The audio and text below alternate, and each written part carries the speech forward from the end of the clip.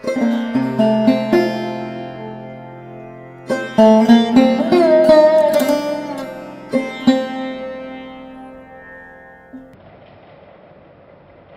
কিন্তু খুব গুরু দায়িত্ব, কারণ আমি ওই একবারই চান্স পাচ্ছি মানে বলবার বা পড়বার বা যাই হোক। হ্যাঁ, চায়ের আর বিরতি কি এমনি দিয়ে দিন না? হ্যাঁ, চায়ের জন্য আপনাদের বিরতি দরকার, মানে এত কনসেন্ট্রেট করে চা খাবেন? কথা কইতে কইতে চা হয় না?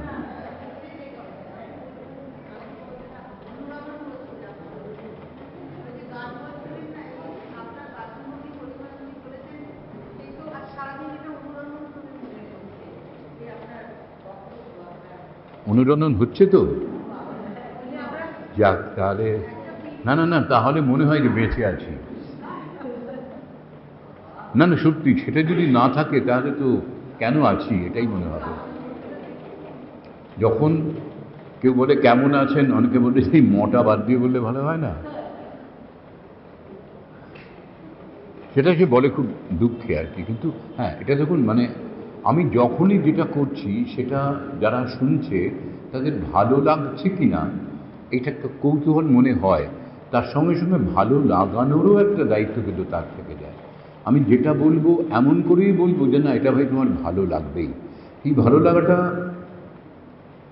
কি বলবো, মানে আনন্দের ভালো লাগা হতে পারে, দুঃখের ভালো লাগা হতে পারে, সহমর্মী যেন হয়। আমি যদি একটা উচ্ছ্বসিত আনন্দের প্রকাশ করি, সেই আনন্দটা যেন সবার মধ্যে ছড়িয়ে যায়। আমি যদি আমার কোনো দুঃখ বা ব্যথার কথা বলি, সেটার জন্য যারা শুনছে তাদেরও স্পর্শ করে। সেটা না হলে কিন্তু আবারও বিসমিল্লাহ বলো, আমার বলাতে একটা এমন কিছু ত্রুটি আছে যেটা অনেক কিছু হয়েও ওই জায়গাটা টাচ করছে না, যেটা হলে আকুল করিল মোর প্রাণ হয়। ওই আকুলতাটাকে এনে দেওয়াটা কিন্তু সমস্ত শিল্পীর দায়িত্ব। কিন্তু সেই আকুলতা আনবার জন্যে চান্স পাচ্ছে সে একবারে। এই না না, এই লাইনটা ঠিক করে বলা হয়নি, আমি এটা আরেকবার বলছি, এটা বলার সুযোগ কেউ দেবে না। কাজেই আমাকে তাহলে আমার চর্চাটা, নিজেকে অনুশীলন করার ব্যাপারটা কতটা গভীরভাবে, কতটা মানে মনোনিবেশ করে করতে হবে যে সেখানে ভুল ত্রুটি ধরার যেন কেউ স্কোপ না পায়। তার চাইতেও বড় কথা হচ্ছে এই যে ভুল ত্রুটি, ধরুন কেউ ওটা বললেন না ভাই আপনার এই গড়াটা ঠিক করে না ওইরা, এটা নিশ্চয়ই জীবনে চলার পথে আমরাও পড়াশোনা যখন শিখেছি, স্কুলে গিয়ে কি সব শিখে গেছি? বিভিন্ন টিচার নানা রকমভাবে পড়িয়েছেন, পড়তে পড়তে শুধুই সেই বিষয়টা সম্পর্কে আমাকে জানাননি, আমার উপলব্ধির জায়গাটাও তৈরি করেছেন, কোন জিনিসটা কেমন করে বুঝতে হয় সেইটা আমি অন্য জায়গাতেও কাজে লাগিয়েছি। এভাবে বুঝলে জিনিসটা পাওয়া যায় বা ভালো লাগে। এইটা করতে করতে আমি কিন্তু আমার জায়গায় একটা জিনিসকে বোঝার জন্য যতটা যা করা দরকার সেটা পরিপূর্ণভাবে করলাম, কিন্তু সেটা সবটাই হয়ে যাচ্ছে পাবলিকলি, লোকের সামনে। তখন আমার ধরা পড়ে যাওয়ার চান্স ভয়ঙ্কর। কিন্তু আমি ধরা পড়তে রাজি আছি, সেই ধরাটা হচ্ছে অ্যাকসেপ্টেন্সের ধরা। বারে ভাই, এই অ্যাকসেপ্টটা করব। আমার ত্রুটি, আমার গলদ, আমার ভুল, এগুলো নিয়ে আমি ধরা পড়তে চাই না। তাহলে আমাকে গোড়া থেকেই সেই ভুল ত্রুটিগুলোকে ঠিক করতে হবে। যে যাই বলে বলুক, আমার যেন এই কি বলবো এটাকে, এই বোধটাও যেন জাগে, না এটা ভুল, এটা ঠিক বললাম না। কেউ আমাকে ভুল ধরানোর আগে আমি নিজে বুঝবো। অনেক সময় কি হয়, আমি বুঝছি, মানে ব্যাপারটা কি বুঝতে পারলাম, কিন্তু প্রকাশ করতে গিয়ে যেন সেইটা বেরোলো না, এটা হয়। এটা ওভারনাইট হয়ে যাবে না, তখন ওইটা প্রকাশ করার চেষ্টা করতে করতে করতে করতে করতে করতে আমি খুব সত্যি কথা বলছি, আমার এটা আমি ছোটবেলায়, মানে অন্তত এই প্রিয়াঞ্জলি, সমৃদ্ধি, এদের মতো বয়সে, কেন আরও অনেকটা, ওদের চেয়ে অনেকটা বড় বয়সে, কিছুই করতে পারতাম না। পারতাম না মানে একদম পারতামই না। আমাকে পাবলিকলি কারোর সামনে কিছু বলতে বললে পালাতাম সেই জায়গা ছেড়ে। হ্যাঁ, অনেকে বলতো তোর গলাটা বেশ ভালো, সেটা স্কুল লাইফের শেষের দিকে, যখন ছেলেদের একটা বয়স সন্ধিতে গলার একটা পরিবর্তন হয়, তখন আমার খুব কাছের যারা বন্ধু তারা সেটা বলতো। কিন্তু গলা ভালো হলে কি হয়, খায় না, মাথায় দেয় না, চান করে, তাও আমি জানতাম না বা বুঝতাম না। ওরা হয়তো বললো তুই এইটা একটু বল না, শুনতে ভালো লাগছে। শুনতে ভালো লাগলে না লাগলেই বা কী হবে, এসব বোধও তখন ছিল না। কিন্তু এই যে ভালো লাগছে ব্যাপারটা যবে থেকে বুঝলাম, তখন আমি বুঝলাম যে না, আমারও একটা দায়িত্ব আছে। কেউ একটা আমার গলাটা ভালো করে দিয়েছেন, কেউ একটা ভালো গলা আমাকে না চাইতেই উপহার দিয়েছেন, তাহলে আমার কিন্তু দায়িত্ব সেই গলাটাকে সঠিক করে ব্যবহার করে আরও অনেক মানুষকে একটু তৃপ্তি দেওয়া, একটু আনন্দ দেওয়া। মানে বিভিন্ন সময়ে জীবনের বিভিন্ন পর্যায়ে কেউ কেউ বলেছে, জানেন তো, মানে সকাল থেকে মনটা খুব খারাপ ছিল, তারপরে আপনার ওই প্রোগ্রামটা এই সময় হয়, সেটা শুনতে আরম্ভ করলাম। আমি দেখলাম আস্তে আস্তে আমার এই খারাপ লাগাটা না কমে যাচ্ছে, কমে যাচ্ছে, এবং তারপর আর নেই। মানে আমি যেন আবার নতুন করে একটু মানে রিজুভেনেটেড হলাম, আবার একটু প্রাণটা ফিরে এলো এরকম। সেইটা সবার যে থাকবেই তার কোনো মানে নেই, কিন্তু যার যেখানে যেটুকু আসে, এই কাজের মূল উদ্দেশ্য কিন্তু ওই মানুষের যেন ভালোটা ঠিক জায়গায় লাগে। ভালো লাগানোটা আমার একটা বড় দায়িত্বের মধ্যে পড়ে। এই যে ছোট্ট লেখাটা ভগ্নাংশ, অ্যাপারেন্টলি দেখলে এর মধ্যে কী আছে? কিছুই নেই, কিন্তু এটার মধ্যে এত কিছু লুকিয়ে আছে যেটা আপনারা মানে না শুনলে ভাবতে পারবেন না।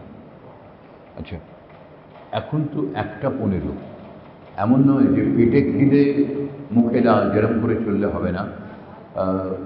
এখন সবে এলো চা।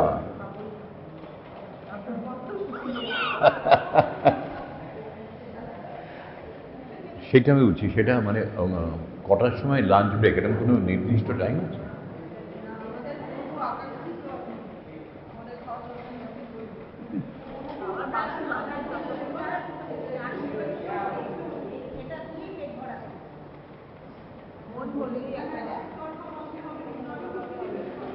না না না, শুনুন, এটা কিন্তু হয় দেখেছি আমি। আমি এমনি দুপুরে খুব সামান্য কিছু খাই, নাও খাই, এরম চলে যায়। তবে কিন্তু ব্রেকফাস্টটা একটু লেট করে, হেভি না, মানে ব্রেকফাস্টটুকু করি। আজকে বেরোতে এত দেরি হয়েছে, আর ওই মানে রাস্তাতেও জানি সেকেন্ড হুগলি ব্রিজ বন্ধ, কাজে ওই যে কোনো গাড়ি যাবে না। চাপটা পড়বে জিটি রোডে, চাপটা পড়বে বিটি রোড ডানলপ হয়ে আসাতে, সেই সব নিয়ে একটু টেনশনে ছিলাম। ফলে প্রায় সামান্য একটা মানে নিজেই মজা লাগছে, এদিক দিয়ে শেভ করছি, টুক করে চামচে দিয়ে ধরে একটু পোচ খাচ্ছি, ওই 3বারে একটা পোচ আর 4 টানে শেভ করে বেরিয়ে পড়েছি আর কি। না না না, খিদে পাইনি তাই বলে।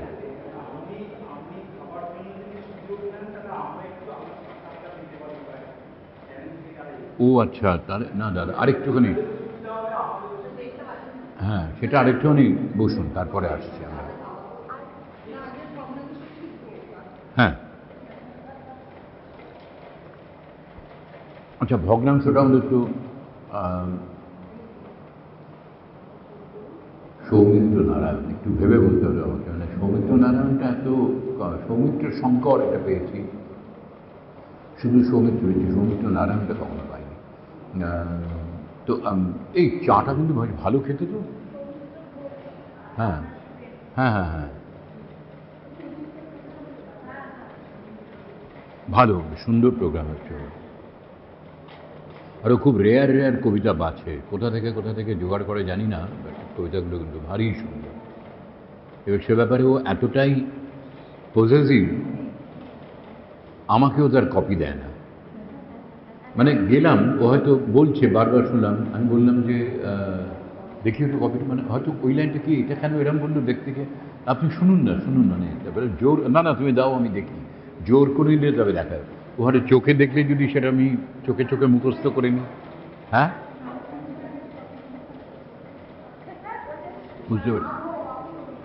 হ্যাঁ হ্যাঁ, ও শান্তনু, হ্যাঁ শান্তনু থেকে থাকে না, সেটা আবার অনৈতিক হয়ে যাবে, ওর থেকে নিলাম না, শান্তনুর থেকে নিয়ে নিলাম, সেটা ঠিক না।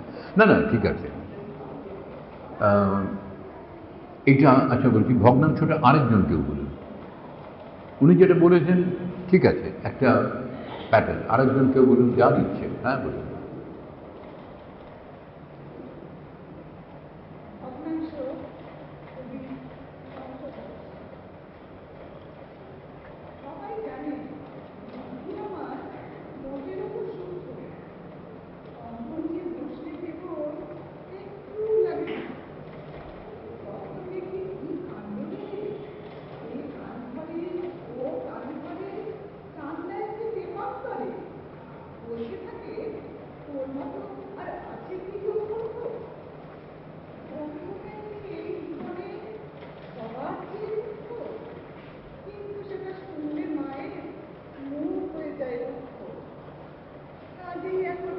করা সকাল সন্ধে সকাল আর খুশি রাতের বেলায় স্বপ্নে দেখি ভগ্নাংশই রাক্ষস। আর কেউ বলবেন? বসেই বলুন, বসেই বলুন।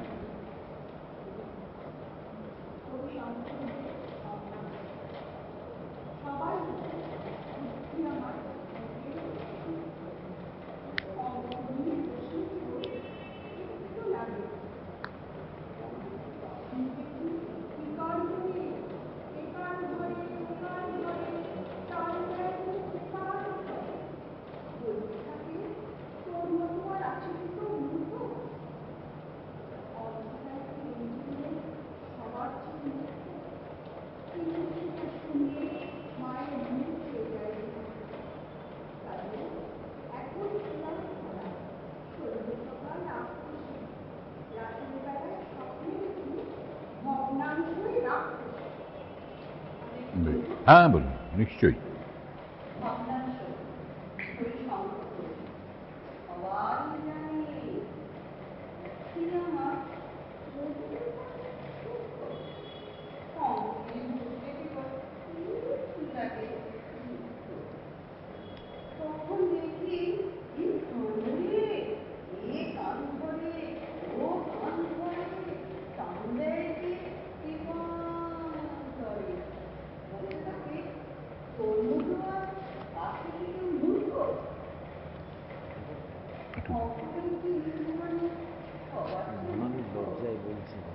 কি? ও আচ্ছা।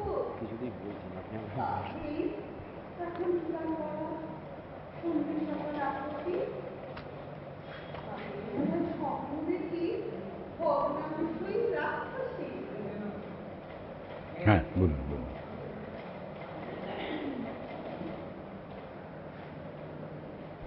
কবিতা ভগ্নাংশ, কবি শঙ্খ ঘোষ।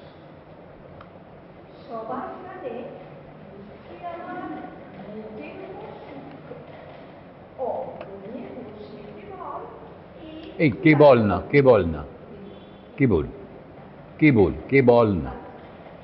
সবার কানে আমার মোটের উপর সূক্ষ্ম অঙ্গনে বসে কেবল লাগে দুঃখ। কখন দেখি গান ধরে এ গান ধরে ও গান ধরে চাঁদ দেখে সে পাউডার তোর মতো আর আছে কি কেউ মূর্খ? এই জীবনে সবার চেয়ে মূর্খ। কিন্তু সেটা শুনলে মায়ের মুখ হয়ে যায় কাজে এখন কি আর করা? সন্ধ্যে সকাল আখ কষি রাতের বেলায় স্বপ্নে দেখি ভগ্নাংশ রাক্ষসী। আর কেউ বলবেন? হ্যাঁ হ্যাঁ বলুন।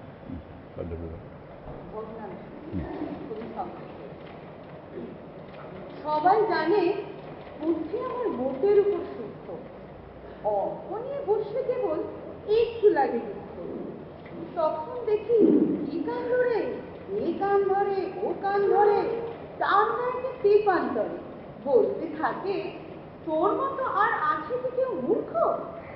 অঙ্কটাই কি এই জীবনে সবার চেয়ে মূর্খ? কিন্তু সেটা শুনলে মার মুখ হয়ে যায় দুঃখ। কাজেই এখন কি আর করা? সন্ধে সকাল আখ কষি রাতের বেলায় স্বপ্নে দেখি ভগ্নাংশই রাক্ষসী। পল্লবীর একটা গুণ আছে, এটা হৈমন্তী দিক, এই গুণটা হৈমন্তী শুক্লার আছে।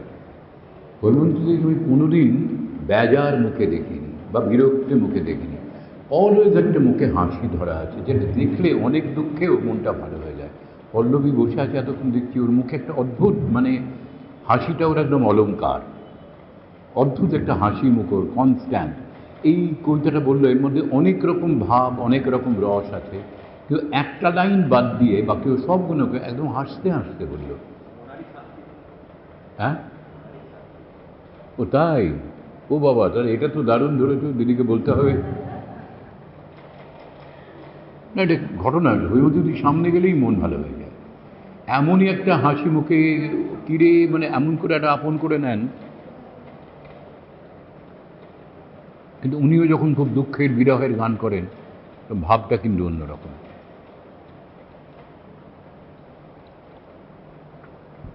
সে এখনও সারেঙ্গিটা বাজছেই হোক, ঠিকানা নিয়ে ভালোই করেছো বন্ধুই হোক, বা এ তো কান্না নয় আমার, এ যে চোখের জলের মুক্তহার আমার পড়তে, এটা ওর জীবনের প্রথম গান।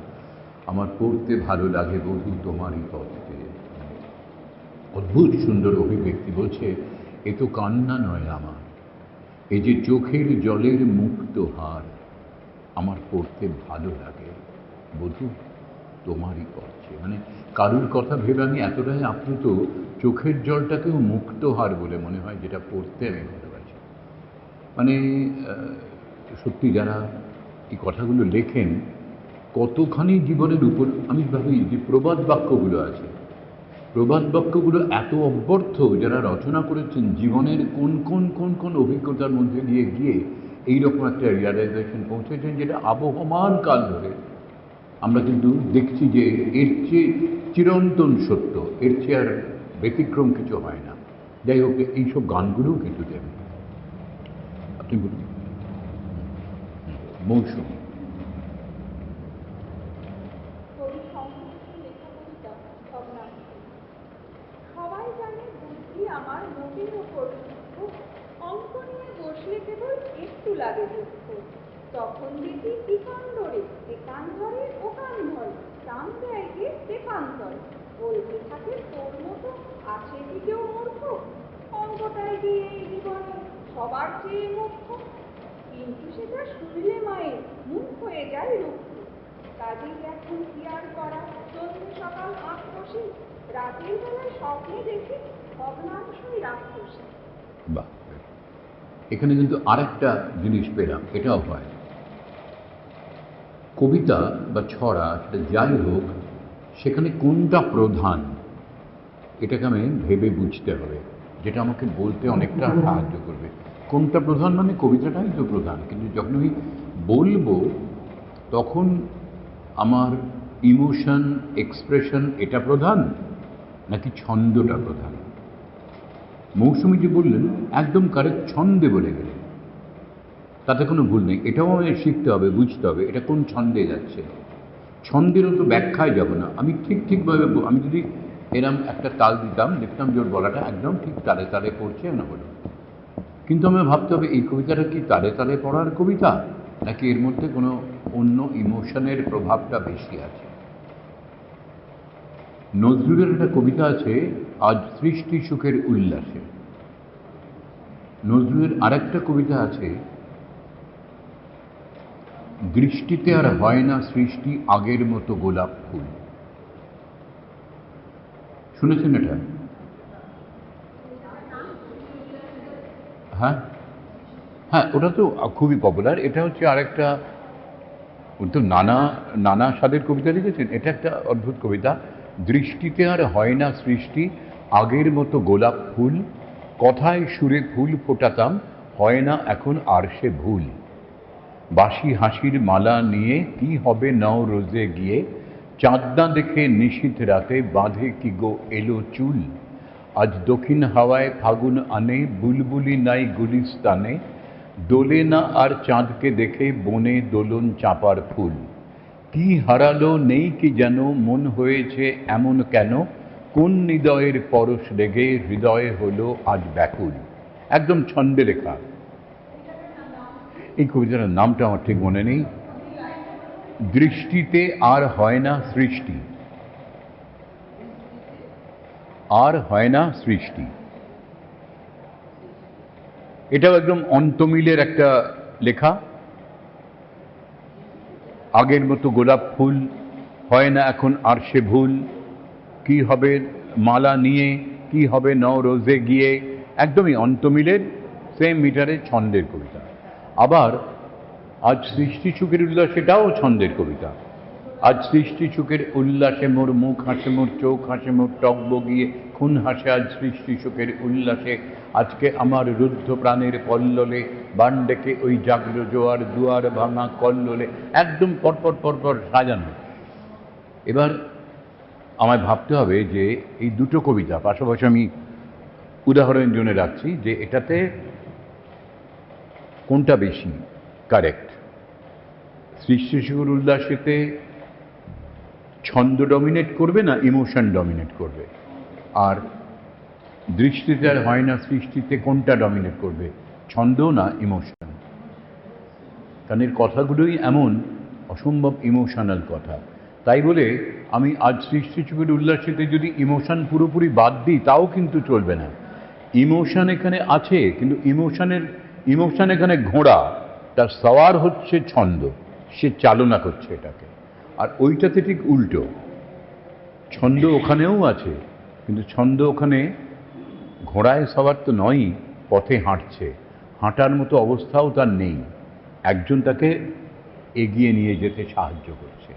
এই জায়গাটা সে ইমোশন, যে ছাড়া এই কবিতাটা চলতেই পারত না।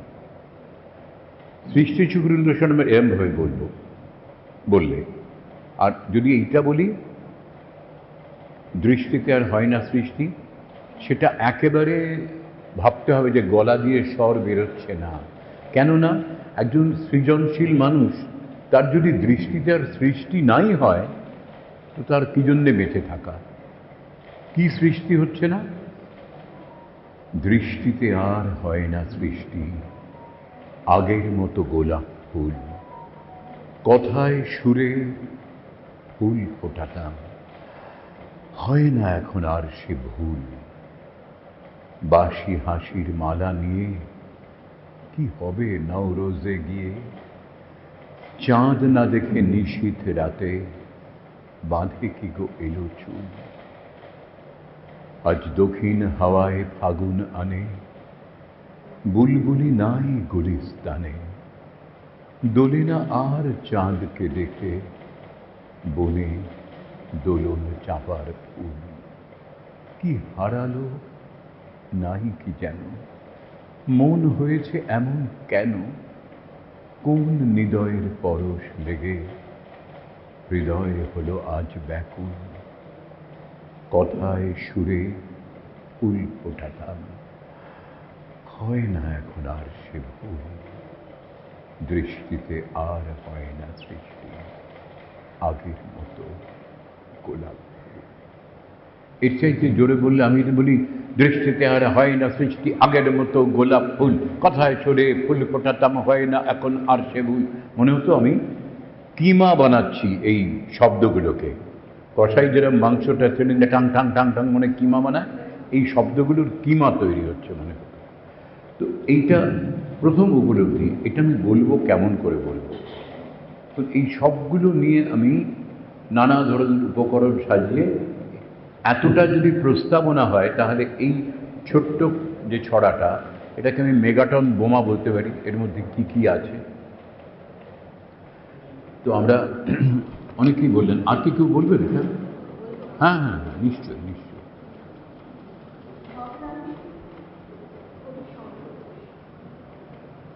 সবাই জানে বুদ্ধি আমার চোখের ওপর, অঙ্ক নিয়ে বসে তোর তখন দেখি কি কান ধরে, কি কান ধরে ওখান ধরে। ধরে নয়, ধরে। মানে ধরে হবে তখনই যখন ধ আর রমে একটা অ্যাপোস্ট্রফি থাকবে, মানে ধরিয়া, এটা হচ্ছে ধরে, আর এটা ধরে মানে হোল্ড ইট, এই ধরা। একান ধরে ওকান ধরে, তার লাগছে একান ধরে। তোর মতো আর আছে কি কেউ মূর্খ? তোর মতো আর তোর মতো আর আছে কি কেউ মূর্খ? আছে কি কেউ মূর্খ? হ্যাঁ, এই রটা কম লাগছে। বলতে থাকে তোর মতো আর আছে কি কেউ মূর্খ? অঙ্কটা কি এই জীবনে সবার চেয়ে মূর্খ? কিন্তু সেটা শুনলে মায়ের মুখ হয়ে যায় মূর্খ। কাজে এখন কি আর করা? সন্ধে সকাল আক্রোশে রাতের বেলা স্বপ্ন দেখি ভগ্নাংশ রাত। বেশ, তুমি বলো। ও একটু বলে নিক। নমস্কার, কবিতা কবি শঙ্কর। সবাই জানে বুদ্ধি আমার মোটের ওপর সূক্ষ্ম, অঙ্ক নিয়ে বসলেই বল না, এক্ষুনি বললাম বল নয়, কেবল। কেবল একটু লাগে দেখি, তখন দেখি কান ধরে এ কান ধরে ও কান ধরে তাই তুই শুনছো না, এক্ষুনি বললাম ধরে নয়, ধরে। ধরে টান দেয় না না না, এ কান, কান কোথায় গেল?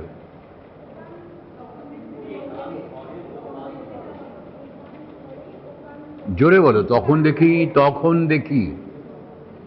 তখন দেখি কি কান ধরে এ কান ধরে ও কান ধরে ধরে টান দেয় রে টেপান ধরে বলতে থাকে তোর মতো আর আছে কি কেউ মূর্খ অঙ্কটাই এই জীবনে সবার তো দুঃখ কিন্তু সেটা শুনতে মায়ের মুখ হয়ে যায় রুক্ষ কাজেই এখন কি আর করা সন্ধে সকাল আট কষি রাতের বেলায় স্বপ্নে দেখি অঙ্কই ভগ্নাংশই রাখ তোমার কি চোখে পাওয়ার আছে? একটু দেখিও। কেন বলছি, এই দেখে লেখাটা কি খুব ছোট? না, একটু দিব্যি বড়। তাহলে তোমার রিডিং পড়া অভ্যেস আছে? না, কারুর হয়, মানে আমি যেটা দেখছি অন্য কিছু শব্দ বেরিয়ে যাচ্ছে, বা ওই এটা যথেষ্ট বড় ছাপা, মানে একেবারেই ছোট নয়, তাহলেও এরকম তো ভুল আমি এক্সপ্রেশন ছেড়েই দিলাম। রিডিং পড়াটাতেও এই আটকে যাচ্ছ, অনেক সময় দেখার অসুবিধার জন্য এটা হতে পারে। তবু একবার চেক করিও না, একটু দেখে নেবেন তো। হ্যাঁ বলো। সবাই জানে কি আমার মোটের উপর সত্য অঙ্ক নিয়ে বসে কেবল বল না বল না বল না, বলি। অঙ্ক নিয়ে বসলে কেবল একটু লাগে দুঃখ তখন দেখি একান ধরে ও কান ধরে টান ধরে নয়, কাহারে হেরিলাম। দু মিনিট একটু দেবেন, সাংবাদিক এসে একটুখানি জাস্ট বক্তব্য নিন। আচ্ছা বেশ, হ্যাঁ। আছে কি কেউ মূর্খ অঙ্কটাই কি এই জীবনে সবার চেয়ে মূর্খ কিন্তু সেটা শুনতে মায়ের মুখ হয়ে যায় কাজেই এখন কি আর করা সন্ধে সকাল আপোষ রাতের বেলায় স্বপ্ন দেখি ভগ্নাংশই রাক্ষস। স্বপ্ন দেখি না, স্বপ্নে দেখি, কি আছে? রাতের বেলায় স্বপ্ন দেখি ভগ্নাংশই রাক্ষস। আচ্ছা ঠিক আছে, আরেকটু একটু চোখ বোলাতে থাকুন। গণতন্ত্রের তৃতীয় স্তম্ভকে উপেক্ষা করার কোনো উপায় নেই। ওনারা এসছেন, কিছু একটু বলতে হবে আর কি, সেটা এই ফাঁকে করে নিই, তাহলে ওরা মুক্তি পেয়ে যান আর কি। মা কাউকে মুক্তি দিতে পারি, এরম এ আনন্দ আর কিসে আছে। এবছরে 1 জানুয়ারি একটা অসাধারণ ঘটনা ঘটেছে, এইটা বলে নিয়ে বলছি। মানে প্রায় আমার হয়ে গিয়েছিল, কি করে যে ফিরে এলাম, যাই হোক সেইটা।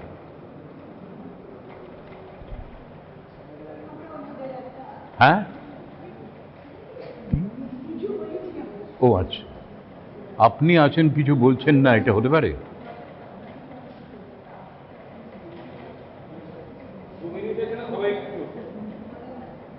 হ্যাঁ, ওই লেখাটাকে একটু মনে মনে পড়ুন।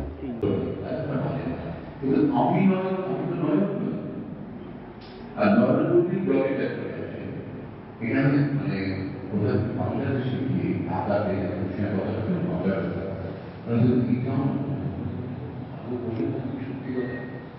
কখনো একটু মনে হয় যে আমি মানে চলা বলছি যে হ্যাঁ এটাই ভেঙে গেছে, কি করা যায়।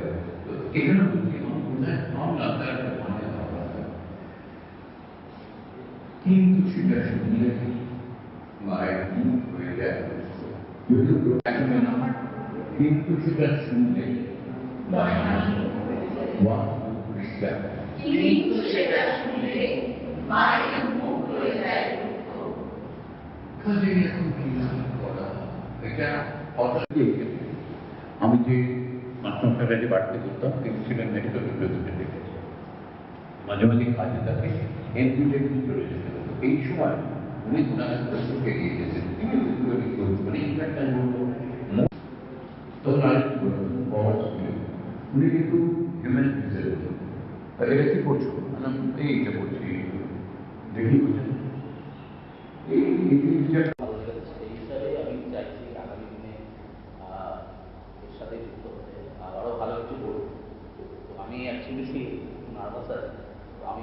একদমই কিছু জানি না ব্যাপারে, যে পুরো একদম জিরো থেকে শুরু করতে পারে। তো চেষ্টা করবো আরো কিছু ভালো করার। নমস্কার।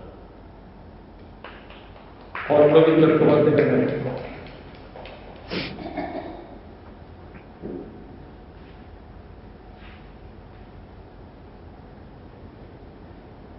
নমস্কার জানাই সবাইকে। এসেছিলাম শুধু কবিতা কিভাবে বলবো সেটুকু জানি, কিন্তু ভান্ডার সমৃদ্ধ অনেক কিছুতে শুধু কবিতা বলা তো নয়, কিভাবে কথা বলবো, নিজের এক্সপ্রেশন কিভাবে প্রকাশ করবো, কতটা থামবো, কতটা বলবো, কোথায় কিভাবে বলবো, সবটাই শিখেছি। অথচ চেষ্টা করেছি এই রসদটা নিয়ে যাবো। এবং যেহেতু আমি আগেই বললাম আমি সর্বদা লেখালেখি করি, যে না যে চিঠিটা আমি বললে তো অসাধারণ, মানে আমি পড়ে পড়ে দেখবো যে কিভাবে নিজের লেখাগুলোকে নিজে বলা যায়, বললে কতটা আবেগ প্রকাশ করা যায়, সেটা আমি শিখেছি আর কি। অনেকটা অনেকটা অনেকটা শিখেছি। সত্যি আমার আজকের দিনটা মনে থাকবে আর কি, এইটুকুই। না, এখানে আমার একটাই কথা বলে যে এই চিঠিটা অন্য কারুর লেখা, কেউ একজন লিখেছেন, কিন্তু আমি যখন পড়ছি তখন সেই অন্যকে আমার জানার কোনো দরকার নেই। এটা আমার চিঠি, এই মুহূর্তে আমি অরিন, এটা আমার বাবা, আমার মা, আমার মেসো, আমার অমুক, সবটাই আমি। প্রতিটা চরিত্রকে যেভাবে ফোটাচ্ছি আর কি, সেটাই ওই আমি যখন যেটা তখন সেটা। বাবা যখন বলছে, আবার ছেলে যখন বলছে, অসাধারণ, অনেক কিছু শিখেছি। ধন্যবাদ। কীর্তি ঘোষ।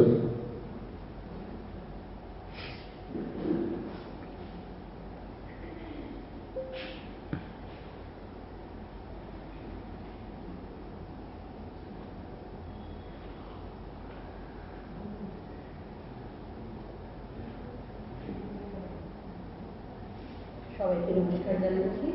আর এক প্রশ্ন, আজকে শিক্ষাগুরুকে প্রণাম, আর আজকের এই উপস্থাপনা ব্যবস্থাপনা ডাক্তারবাবুকে প্রণাম, আর তারপর আমার ভালোবাসা জানাই। আমি না আজকে আপ্লুত। আমার একটা ভদ্রলোক আছেন না, ভালো আমি জানি না, আমাকে শ্বশুরবাড়িতে সবাই বলে ভীষণ নাকি বকে।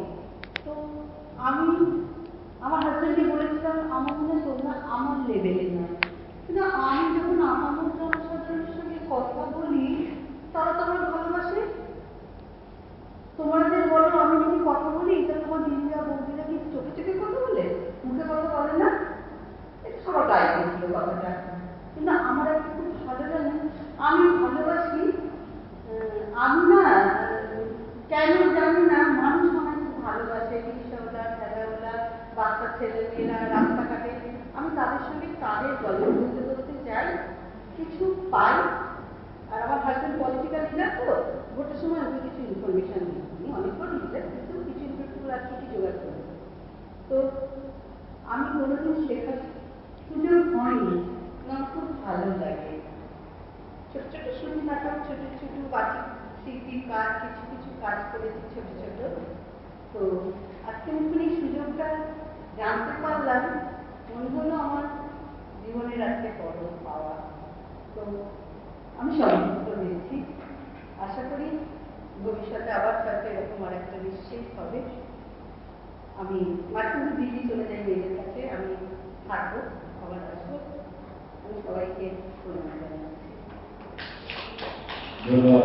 কুমার বিশ্বাস।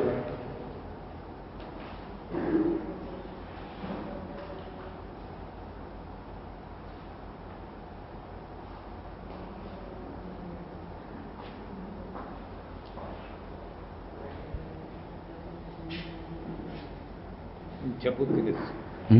ইচ্ছাপুর ইচ্ছাপুর। আচ্ছা আচ্ছা,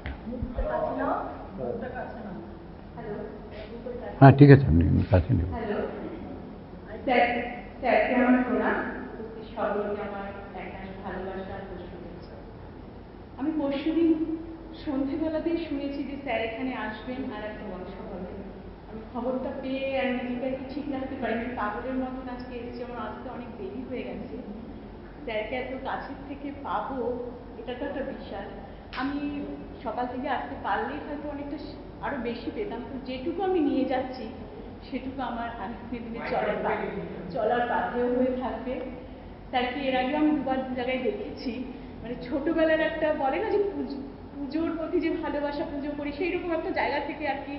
আপনি সেই ছোটবেলায় আপনার কথা রেডিওতে ওগুলো শুনে শুনে আর কি স্কুলে যেতাম, বড় হয়েছি, সেখান থেকে আপনাকে এতটা কাছে পাওয়া, তো এটা তো ভীষণভাবে ভালো লাগছে। মানে আমি কথা বলতে পারছি না, আমার গলা কেঁপে আসছে, তো আমার ভীষণ ভালো লেগেছে। আমি এখান থেকে অনেক কিছু শিখে গেলাম।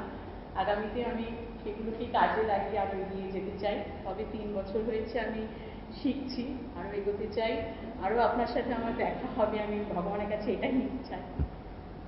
এইটুকুই বললাম। ধন্যবাদ। শিউলি মুখার্জি।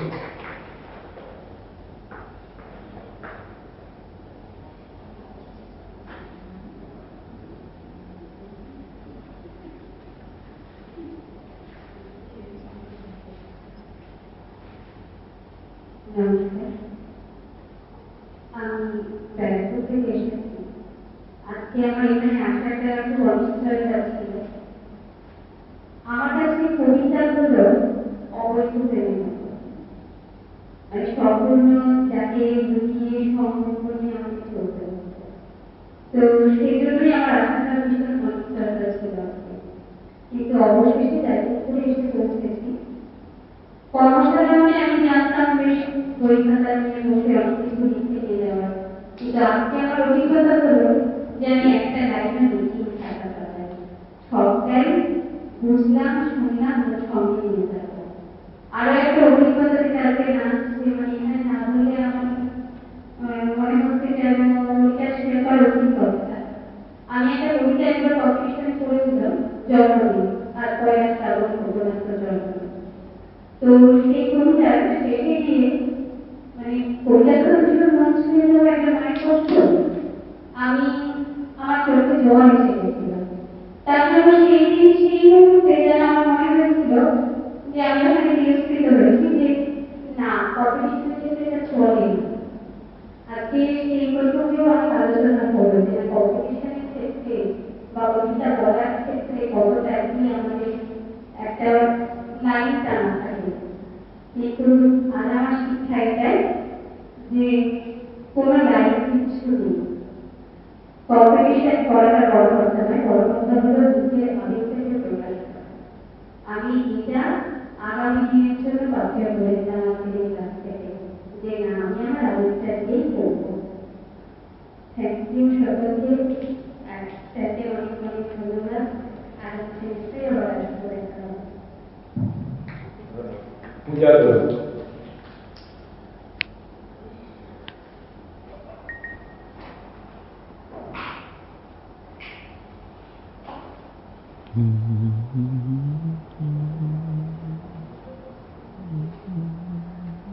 নমস্কার, স্যারকে আমার অনুরোধ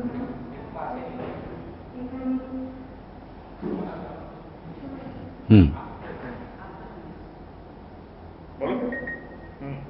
নমস্কার, স্যারকে আমার অনুরোধ এখানে সকলকে আমার ভালোবাসা প্রণাম।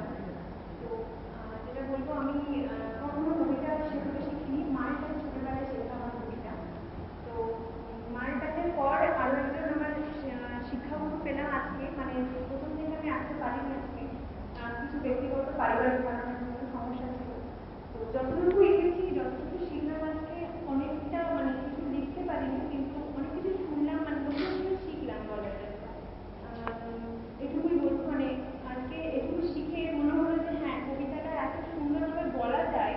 আমি এখানে একটা সুযোগ পেয়েছিলাম, শ্রীরামপুর জেলার বাড়িতে একটা কবিতা উপস্থাপনা করার সুযোগ পেয়েছিলাম, কিন্তু তারপরে আজকে অনেক কিছু শিখলাম, মানে সেটা বলে বোঝাতে পারছি না। এই ছোট ছোট জিনিসগুলো আমরা জানি না, বুঝি না, কিন্তু ছোট ছোট জিনিসগুলোকে এত সুন্দর করে বলা যায়, সেটা সত্যি আজকে নারীরা হয়তো অনেক কিছু মিস হয়ে যেত, অনেক কিছু মানে বাদ হয়ে যেত অনেক কিছু জীবন থেকে। থ্যাংক ইউ, এটুকুই বলার। ধন্যবাদ। মনিকা সর্বাধিকারী।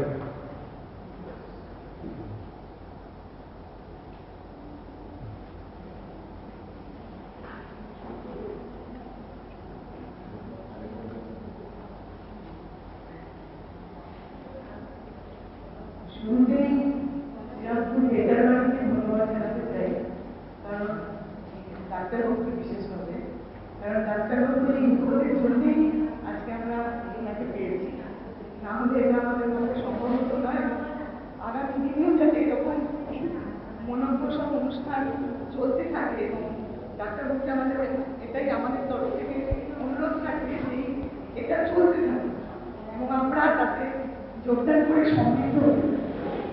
কারণ এইভাবে একটা এই যে সারাদিনের একটা প্রোগ্রাম এবং সেখানে এত সুন্দর যা আমরা একটা কেউ কোনো শব্দ করতে পারি না, আমরা যারা এখানে আছি, এবং সেটাই সবচেয়ে ভালো লেগেছে যে এখানে যারা আছে তারা সবাই এটার সাথে একাত্ম হয়ে পুরো সময়টা কাটাতে পারলাম সবাই মিলে, সেইটাই।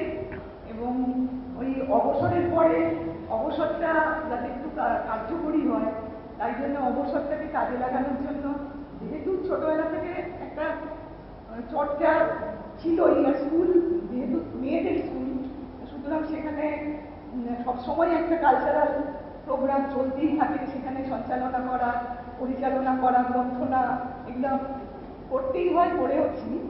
কিন্তু নিজে এই যে অবাক শেখা, আমার সব মাস্টারমশাইরা আমার থেকে বয়সে ছোট, কারণ আমি 62 ক্লাস থেকে 61 ক্লাস থেকে আমি আবৃত্তি স্কুলে ভর্তি হয়েছি। এরকম আরেকটা আমি কিবোর্ড শিখতে ভর্তি হয়েছি, যেগুলো আমি কোনোদিন আমার জীবনে করে উঠতে পারিনি, সেইগুলো আমি এখন করতে শুরু করেছি। কারণ আমার এই অবসরের যে সময়টা, সেই পুরো সময়টা যেন আমি একটু সৃষ্টিশীল থাকতে পারি, সেই ভাবনাটা থেকে। এবং এই যে বেতার বাড়ির সাথে যুক্ত হলাম, দোলের দিন ওখানে একটা অনুষ্ঠানে অংশগ্রহণ করেছিলাম। আজকে এই যে সতীনাথ দাকে পেলাম আমার সাথে, তা আমরা সারাদিন যে ওনার সঙ্গ করলাম, এটা যে কত বড় প্রাপ্তি, এটা আগামী দিনেও আমরা এটা মনের মধ্যে নিয়ে থাকবো।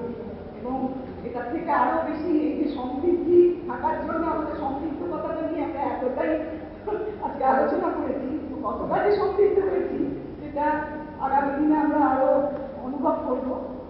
আর এইটুকুই যে আগামী এরকম ওয়ার্কশপ চলতে থাকুক, আবৃত্তি, সঙ্গীত যাই হবে, আমরা যেন খবরগুলো পাই। আর সুচেতনা, যেখানে আমি আবৃত্তি শিখছি, সুচেতনার আমাদের যে মাস্টারমশাই দেবাশিস ভট্টাচার্য, সেও আমাদের জন্য ভীষণ আন্তরিক এবং ভীষণ আন্তরিকভাবে আমাদের তৈরি করার চেষ্টা করেন। আমাদের আমার যেমন অতটা ক্ষমতাই নেই, কারণ আমি এখন প্রস্তুতি রাখতে পারি না, সুতরাং সেইখানে তো অসুবিধা হয়েই যায়।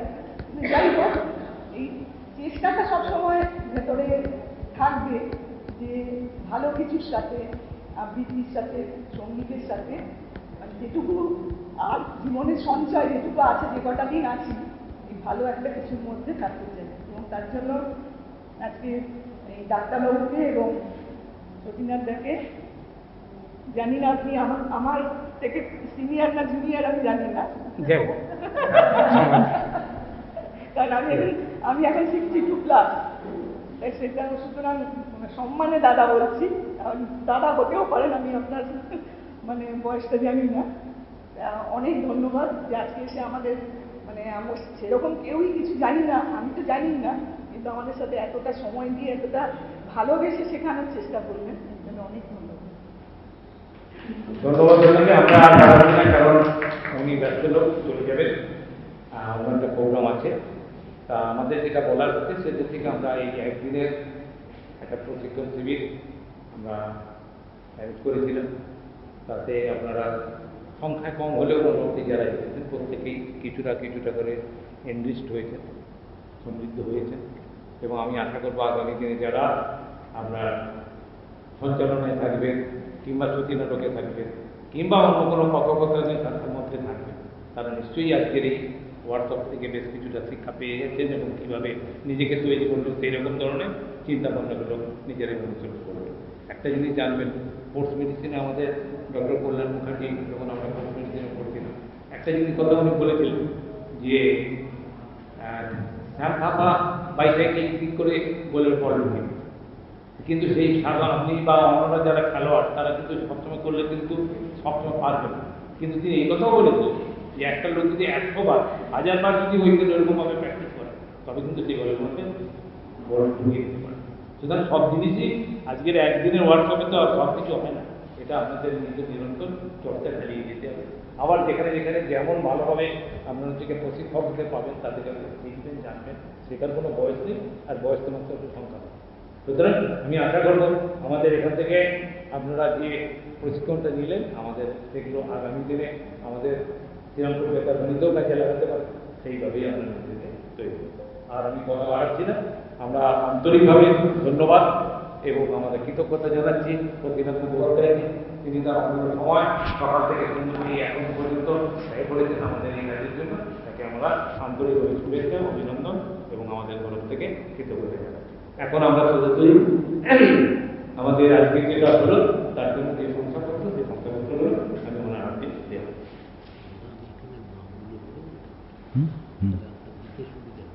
এখানে যেরকম পরপর আপনি এখানে দেখে দেখে বলুন না, তাহলে সেই উঠে আসবে। আমি দাঁড়িয়ে পড়বো।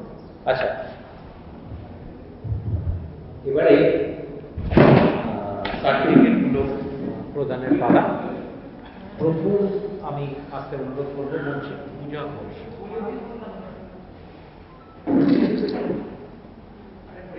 তারপরে তৈরি রাখুন সীমা দিয়ে সরকার, তৈরি রাখুন পটনাম।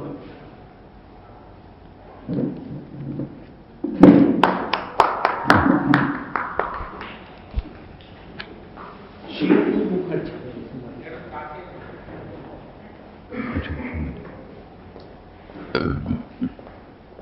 এরপরে সমৃদ্ধি ঘোষ। একটা লাইন লিখে দেবেন পরে। আচ্ছা,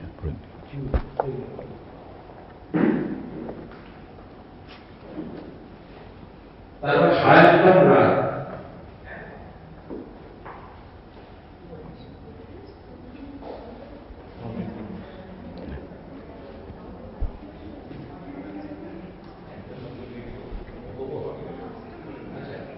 সরে তুমি নিয়ে নাও।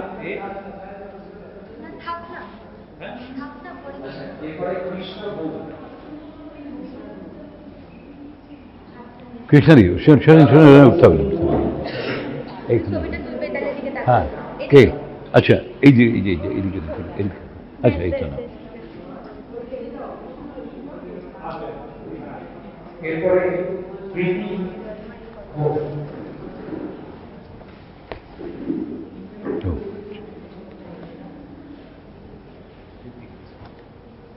ইয়াল দাস। বন্দনা ঘোষ। না একই এই বাবা কি করছেন?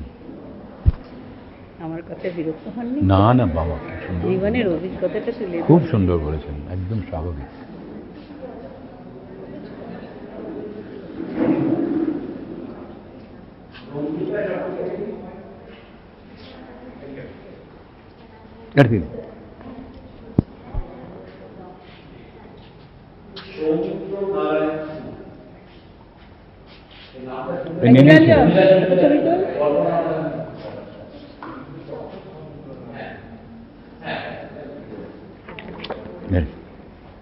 নন্দিতা। এই নিয়ে নিন। কোন দিকে আছে?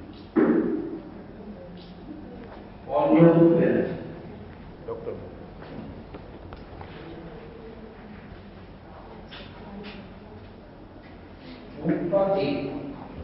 আরে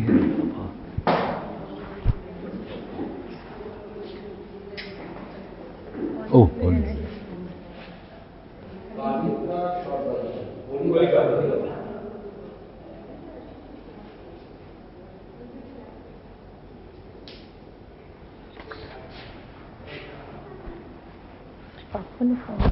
হ্যাঁ, নিশ্চয়।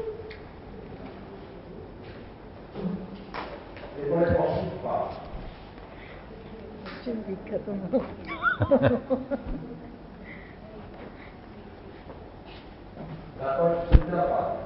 টিভি পর্দার ওপার আজ এপার। অসিত একটা আমার তুলে দাও।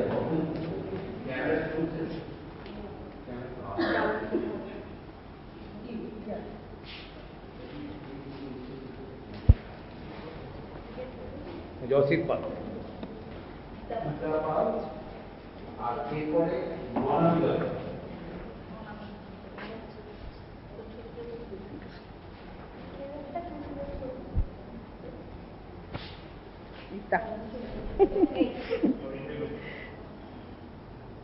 কেউ কি বাকি হয়ে গেলে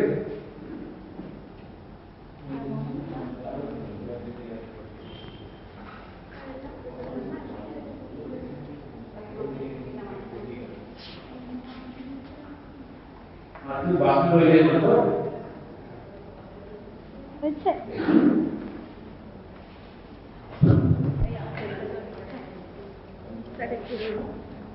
এই মনামির জন্যই কিন্তু এটা হলো। ও আর এই সুরজিৎ বাবু এরা দুজন প্রথম গিয়ে এই নিয়ে কথাবার্তা হয়েছিল।